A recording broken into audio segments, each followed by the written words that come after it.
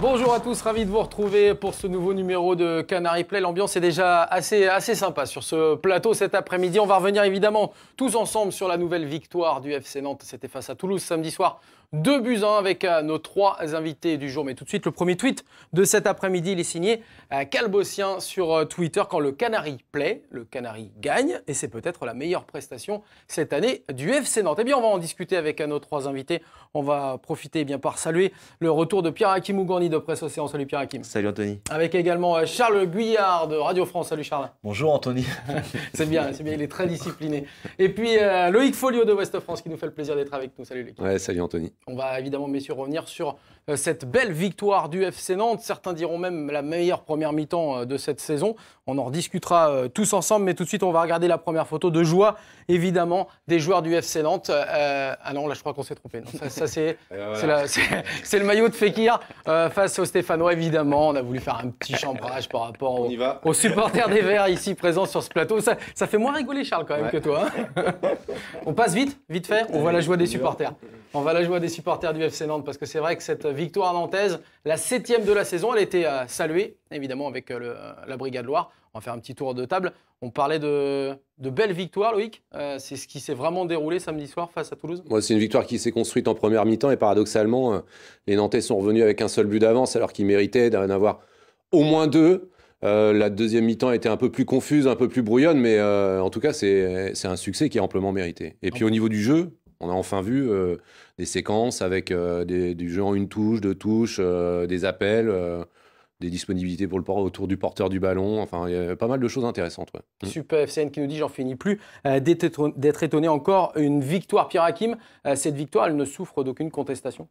Non, même si le score peut laisser penser que Toulouse a résisté dans ce match, mais comme l'a dit Loïc, Nantes aurait dû s'imposer sur un score plus élevé. D'ailleurs, c'est un peu une répétition par rapport au dernier match à domicile. Ça aurait dû être le cas face à Guingamp, ça aurait dû être le cas face à Metz. Nantes a ce problème après l'ouverture du score. Nantes n'arrive pas à mettre le deuxième et à se mettre toujours à l'abri. Et le problème, c'est qu'il reste toujours à la merci d'un contre adverse, comme c'était le cas face à Guingamp, ou d'un coup de pied arrêté face à Toulouse. Et le problème, c'est sur ce point-là, à mon avis, que Claudio Ranieri va devoir travailler insister. Charles, les prochains jours. C'est effectivement, elle t'a séduite cette formation nantaise là, samedi soir, alors que la composition d'équipe, on va en reparler, a peut-être surpris plus d'un journaliste notamment. Ah oui, surtout quand on a vu Kolbeinn Sigthorsson qui était titulaire avant une le match. Petite erreur de frappe et de nom sur la Ligue. Hein. Non, mais au-delà de ça, effectivement, de cette péripétie, effectivement, la compo d'équipe était assez inattendue, peut-être même parfois inquiétante sur certains points, mais non, ça a complètement donné raison à Claudio Ranieri parce que le FC Nantes a effectivement fourni sans doute l'une de ses meilleures prestations depuis le début de la saison. Il y avait le match contre Marseille qui avait été pas mal malgré la défaite. Mais là, clairement, il y a la manière, il y a la victoire au bout. Donc oui, tous les ingrédients étaient là. Alors Sportix Premier qui nous dit sur Twitter, il y a du mieux dans le jeu, c'était dynamique avec 2 bons couloirs, Thomasson et Iloki ont fait le taf. Eh bien messieurs, on va en reparler, mais on va écouter d'abord Adrien Thomasson qui a toujours une bonne analyse juste après les matchs. On l'écoute. On s'était dit avant le match de commencer très très fort le match. Je pense qu'on a réussi à faire ça. On aurait mérité à mon goût de mettre 1 ou 2 buts de plus en première mi-temps, avec plus de réalisme parce qu'on avait les situations. Après voilà, en deuxième mi-temps, on est allé chercher la victoire au mental parce que c'était compliqué, surtout contre Toulouse qui est une équipe très bien en place et très forte physiquement. Tu avais à cœur de briller devant ton ancien coach ou Non, pas spécialement. C'est quelqu'un qui a compté dans ma carrière. Après, je m'étais manqué la semaine dernière à Dijon, j'avais à cœur de me rattraper ce soir. Ouais. Et pas langue de bois, hein, Adrien Thomasson. Lui-même, tu étais d'ailleurs à Dijon, Loïc. Il n'avait pas été très très bon et samedi, il a été vraiment efficace. Je n'étais pas à Dijon, mais j'ai vu, il était effectivement pas très bon. Non, t'es pas satisfait. Et il a été, on l'a retrouvé, le Thomasson, je trouve, qu'on avait vu éclore, en tout cas vraiment se révéler avec Sergio Conceição. L'animation était meilleure dans les couloirs, messieurs, samedi soir face à Toulouse, alors que finalement les hommes ne changent pas ou pas vraiment. Il change un peu quand même, puisque Thomasson a retrouvé son côté gauche, puisqu'il évoluait souvent à droite quand Lima jouait milieu gauche. Iloki n'avait plus été titulaire depuis la mi-septembre, je crois. Donc, et surtout, les joueurs qui évoluent sur le côté avaient des automatismes. Lima et Thomasson ont joué quasiment toute la deuxième partie de saison, même toute la saison quasiment, ensemble sur le côté gauche la saison passée. Pareil pour Dubois et Iloki, même si Iloki a joué plus par intermittence la saison passée. Il a quand même fait pas mal de matchs. Et le fait que les joueurs se connaissent, on a vu certains échanges pardon, intéressants, et notamment avec un jeu Iloki qui a été bluffant, j'ai envie de dire bluffant pour ce match. Bluffant, je voyais Charles Guyard qui regardait, ça s'appelle un tweet, ce qui passe en dessous là. C'est Ressé Patou, d'ailleurs, Ressé Patou. Quand on y croit, tout est possible, impossible n'est pas nantais, ça s'appelle un tweet. Iloki, ça t'a vraiment... moi ça faisait partie des inquiétudes au vu de la feuille de match au début du match, justement. Et il s'est révélé exceptionnel, c'est un bien grand mot, mais en tout cas, il a été dans son rôle, il a vraiment fait ce qu'il fallait, il a verrouillé son couloir, il a aussi apporté sur une qualité de centre, enfin vraiment, il a été présent partout en première mi-temps. En deuxième période, ça a été un peu plus difficile pour lui, mais il était au diapason de l'équipe qui a été un peu plus dans le dur. Donc, et il a été félicité par Claudio Ranieri à la sortie. À juste titre, pour le coup, à juste titre, parce que vraiment, écoutez, s'il peut continuer comme ça, très bien. Après, j'ai lu des commentaires bluffants, excellent, Julie Loki. Non, il a été très bon, il faut être honnête, il a été très bon en première période. Ouais. Et en deuxième mi-temps, comme tu le dis, il s'est mis au diapason de l'équipe. C'était un peu plus laborieux, mais toujours avec une détermination qu'on ne lui a pas toujours connue. Et puis, ce que j'ai trouvé surtout en première période, c'est qu'il a levé la tête. Il a essayé de comprendre un peu les déplacements de ses partenaires, et il a été plus juste techniquement. En réalité, moi, j'apporterais quand même une nuance. Julie Loki, il a été bon, c'est clair, mais je pense qu'il a été à son niveau dans le sens où jusqu'à présent, depuis le début de la saison, c'était vraiment très poussif pour lui. Là, il a été à un vrai niveau. Voilà, faut le mettre en parallèle avec ce qu'il montrait en début de saison. Il a élevé son niveau d'un cran, son niveau de jeu d'un cran, mais il n'a pas été exceptionnel. En réalité, il a été au niveau qu'on attend de lui, mais pas... Justement, il y a une question, messieurs, sur Twitter, d'Eliott Bureau qui nous dit « Hyper surpris d'Iloki, pour une fois intéressant, percutant et enfin fait mal avec sa vitesse. Miracle de Ranieri. » Alors, est-ce que c'est dû à Ranieri ? Non, je pense pas, mais c'est vrai que Iloki, on l'a rarement vu. Non, mais c'est pas un miracle de Ranieri. Iloki a du mérite aussi d'avoir fait une telle première mi-temps. Parce que, comme on l'a dit, la deuxième mi-temps était un peu plus compliquée. Mais c'est rare de voir Julie Iloki à ce niveau-là. Je crois qu'on l'avait vu face au PSG en première mi-temps, quand Nantes perd 4-1, mais mène 1-0 à la mi-temps. Mais c'était vraiment rare. Il nous avait habitués à des prestations un peu plus difficiles. Comme l'a dit Loïc, il ne levait pas souvent la tête et il avait tendance un peu à s'en mêler les pinceaux. Et là, il a été quand même surprenant. Ouais. Il a été bon, effectivement. Harry Berry qui nous dit excellent, Palois également, face au TFC. Il a stoppé de nombreuses offensives adverses. Abdoul Touré devant lui garde son efficacité. On va écouter justement le défenseur nantais Nicolas Palois qui nous expliquait que pour lui, peut-être, c'était certainement la meilleure première mi-temps de son équipe cette saison. On l'écoute. Ça reste quand même un bon match. Je pense que je sais pas il faut que je regarde les images, mais c'est peut-être un match référence parce que dans tous les compartiments du jeu, on était présent, on a mis de l'agressivité, on a gagné les duels. Offensivement, on a aussi créé des occasions, on a marqué, donc c'est un bon match. C'est un bon match. Vous êtes d'accord avec Nicolas Palois ? Oui, moi je suis d'accord. Et le paradoxe, c'est peut-être la meilleure première mi-temps de Nantes, on l'a dit et redit, sans le meilleur joueur de ballon du FC Nantes. Ben oui, parce qu'on va en reparler après. Dans quelques minutes. Mais c'est vrai que sur la composition d'équipe, on s'attendait à voir un joueur un peu plus technique avec Valentin Rongier. Ce n'était pas le cas et on en discutera bien évidemment tout à l'heure. On va regarder ensemble, messieurs, le classement de la Ligue 1. Il y a une petite coupure avec la trêve internationale. Ça tombe pile poil. Les Nantais sont 5e avec 5 points d'avance sur le 6e. Un premier break de fait, ou est-ce que c'est, on va pas dire trop tôt, mais là, il n'y a que 12 journées de jouer. Ces 5 points, c'est un bon matelas, en tout cas. C'est un super matelas quand on voit le calendrier qui se profile avec, dans le désordre, Paris, Monaco, Rennes, Nice, Saint-Étienne. Non, c'est bien. Ça veut dire que je pense qu'au terme de cette série-là, Nantes sera toujours dans les 10 premiers. Effectivement, c'est ce petit matelas de 5 points là, et cette place surtout de 5e, avec les gros finalement, c'est quand même surprenant au bout de 12 journées. Oui, c'est surprenant, mais je pense que c'est mérité, puisque même si Nantes est passé à côté de son premier match et de la première mi-temps face à Marseille, je trouve ils ont été cohérents à défaut d'être spectaculaires par la suite. Et ils méritent d'être à ce niveau-là, mais il faut aussi l'expliquer même si on a tendance un peu à dire que Nantes a fait un très bon début de saison, par la défaillance des autres équipes, parce que Saint-Etienne n'est pas forcément au niveau, Bordeaux c'est plus ou moins écroulé.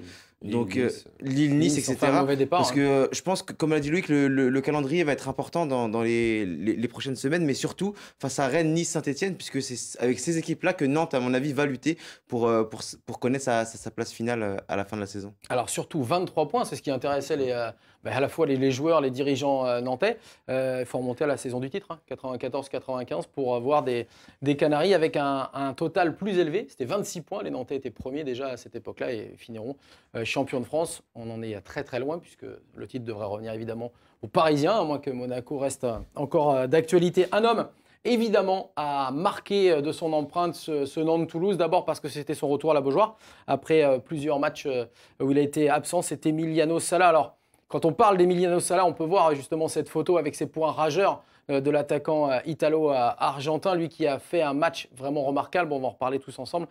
C'est dingue parce que ce garçon, il y a encore 1 an et demi, 2 ans, tout le monde disait il a les pieds carrés, ce qui n'est pas véritablement faux, c'est pas un grand technicien, mais qu'est-ce qu'il a d'autre aussi comme qualité dans ce match, Loïc? Ouais, dans ce match, puis même d'une manière générale, on est tous d'accord pour dire que c'est pas le plus grand technicien que Nantes ait connu. On l'a dit répété depuis qu'il est arrivé. Quand il a été recruté, la cellule recrutement à l'époque, donc Ayache Monterrubio, s'était renseigné auprès de Patrice Garande, qui leur avait dit, au niveau de l'état d'esprit exceptionnel, enfin vous en aurez pour votre argent, il s'investit à l'entraînement comme en match, c'est pas un tricheur. C'est ce qu'on a toujours tous dans nos commentaires. On n'a jamais dit que Salah était un tricheur. Il a parfois connu des baisses de régime, comme tous les attaquants. Il marque quand même pas que des buts de raccro, faut pas l'oublier. Son premier but cette saison à 3. Il est magnifique. Il est magnifique. Celui-là, il est quand même pas mal. Mais combien autour de cette table étaient vendeurs d'Emiliano Sala il y a pas si longtemps? Je m'inclus dedans. On avait toujours dit, sinon tu as une belle offre. Oui, s'il y a une belle offre et qu'il y a un remplaçant. Et oui, sauf que là, cette année, il y a eu, Charles, je crois, un international malien qui a débarqué, là, Koulibaly, mais on l'a pas vu. On ne sait même pas ce qu'il vient. Non, moi je rejoins Loïc sur le profil de Salah. C'est un battant. C'est d'ailleurs ce que tous les acteurs du match, en tout cas côté nantais, ont souligné samedi après la victoire de Toulouse. Son entraîneur, ses coéquipiers, clairement, il tire l'équipe vers le haut. Voilà, c'est même ce qu'a dit Ranieri à son sujet, parce que à force de voir quelqu'un sur la ligne d'avant qui court sur tous les ballons et qui sur le repli défensif est aussi très présent, ben ça incite aussi les autres à fournir l'effort et puis voilà. À rehausser le niveau de l'équipe. Clairement, il est bon. On dit effectivement que Koulibaly joue au golf avec Sigthorsson, donc c'est pour ça qu'il n'est pas présent. Un petit mot, Pierre-Hakim, rapidement, avant qu'on écoute justement le héros de la soirée. Je suis d'accord avec Loïc et Charles. Est-ce qu'il a progressé techniquement quand même depuis qu'il est arrivé sur Honnêtement, j'en ai pas l'impression. Mais il est satisfaisant, même sans être très esthétique dans sa façon de jouer. Et surtout, le fait de se battre sur chaque ballon, comme l'a dit Charles et comme l'a dit Ranieri, puisque Charles a répété ce qu'a dit Ranieri. C'est l'inverse. Salah donne la force à ses coéquipiers. Ils l'ont tous répété. Et je pense que vraiment c'est un exemple. Mais après, le réduire à ses simples qualités de battant, ce serait un peu facile. Parce que je trouve qu'au niveau des appels, etc., il est également très intéressant. Alors, on va écouter évidemment l'homme qui a inventé le contrôle poitrine grand pont. Énorme Emiliano Sala, c'est FCN Altitude qui nous dit ça sur Twitter. On écoute le buteur nantais. Je ne me rappelle pas trop le but, parce que voilà, c'était un but, c'était à fond dans le match, donc il faut le voir bien tranquille à la maison vidéo. Mais non, ça me fait du bien parce que ça m'a manqué déjà le but. Et après des 3 matchs que je n'avais pas joué à cause d'un peu de physique et tout, ça me manquait de jouer, d'aider mes partenaires, le but. Et heureusement, aujourd'hui, ça arrivait. Comme vous connaissez, moi je suis quelqu'un qui lâche rien, qui va au charbon à chaque fois. Donc non, si je peux aider, comme ce soir l'équipe, je veux continuer à le faire. Même pour gagner du temps, on a vu ça à la fin, pour vu tout Candard. C'était pas mal, hein? Enfin, moi aussi j'étais fatigué, donc voilà, il fallait. Bon, la coupure va être profitable, ça va faire du bien. Oui, ça va faire du bien, de bien se reposer aussi. Parce qu'on a fait un gros match avec beaucoup d'efforts. Donc là, bien se reposer et surtout après charger les batteries parce que ça arrive en mois de novembre assez chargé. Pas trop de sorties, hein, pas trop de sorties. Non, tranquille, se reposer. Parce que Paris, c'est 5 buts à chaque équipe. Hein. Bon, on verra. Ils ne sont pas joués contre nous encore. Non, voilà, on connaît les qualités de Paris, mais bon, c'est à nous de travailler bien la semaine, faire un bon bloc et on va voir qu'est-ce que ça va donner. C'est bon. En grande forme, Emiliano Sala, hein, sur le terrain et après coup, très en verve et surtout bien dans sa peau, on a vraiment la sensation. Quoi. Ouais, alors moi je voulais juste dire un truc par rapport à ce que vient de dire Pierre Hakim sur les appels de Salah, ça fait partie de ses qualités. Et à l'heure où certains, a priori, demandent des primes pour les passes décisives, bah lui, il serait peut-être en droit de demander des primes pour les pressings qui empêchent les relances adverses aussi. Ça, Et peut-être les occasions adverses, parce que c'est vrai qu'il se dépense sans compter sur le front de l'attaque, et parfois tout seul. Je crois qu'il a une indemnité qui doit être. Elle doit être belle d'ailleurs, cette indemnité. Meilleure que la tienne encore quand tu te déplaces, je pense. Oui. Mais c'est vrai que. On en reparlera. Mais c'est vrai que c'est d'ailleurs À ce Pascal propos-là. Duprat, en conférence de presse, qui a loué les appels en profondeur d'Emiliano Sala en disant mais moi je vais dire à mes attaquants toulousains de visionner les appels en profondeur d'Emiliano Sala parce qu'il les a trouvés vraiment parfaits. C'est pas quelqu'un pourtant qui est rapide. C'est pas un Préjus Nakoulma qui va peut-être un peu plus vite, mais il fait aussi ses appels en profondeur. Et les deux associés, messieurs, ça a quand même de la gueule, quand même, quelque part. Bah, ça a surtout d'autant de gueule que là, ça marchait. Et ce qu'on reprochait souvent à Emiliano Sala, c'était sa tendance à se mettre souvent hors jeu, justement, et ça annihilait toutes ces actions offensives que le FC Nantes pouvait construire. Là, samedi, il a peut-être eu une ou deux positions de hors-jeu, pas plus. Tout le reste s'est passé. Donc, non, quand ça marche comme ça, non, clairement, c'est bien, ça va au bout, d'ailleurs, la preuve. Moi, j'aimerais pas être défenseur central avec un duo d'attaquants en face, Nakoulma Salah.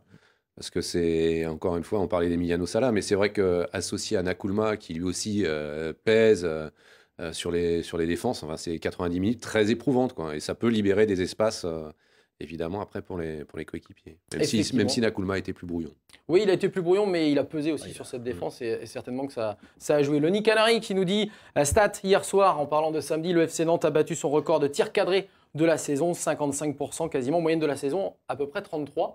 C'est vrai que là, on était largement au-dessous. Brian Trautenion, quand la cohérence collective est privilégiée à la qualité individuelle, ça marche tout de suite mieux. Ça va être justement l'occasion pour nous de parler de cette composition d'équipe que Claudio Ranieri a mis en place samedi soir.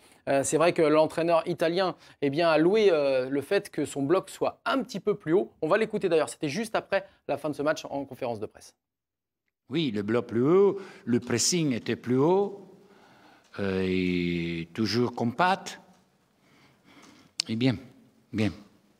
Donc, c'est important que mon joueur entende qu'on peut jouer comme ça.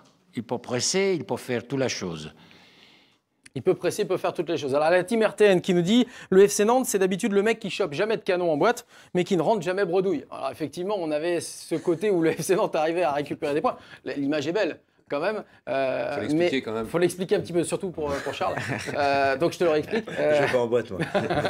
Donc, c'est vrai que le FC Nantes récupérait pas mal de points, mais n'était pas forcément très beau à regarder. Cette saison. Ouais. Ce qui a un petit peu changé samedi soir face à Toulouse, et ce qu'il explique Ranieri, avec un bloc plus haut, on presse plus haut et du coup on se crée plus d'occasions. Ça c'est une certitude. On l'avait déjà vu à l'époque de Conceição, hein, le contraste avait été flagrant et saisissant entre les prestations du FC Nantes version Girard et celle de Conceição. Bon, ce qu'on a vu samedi soir, c'est plutôt dans la lignée de Conceição.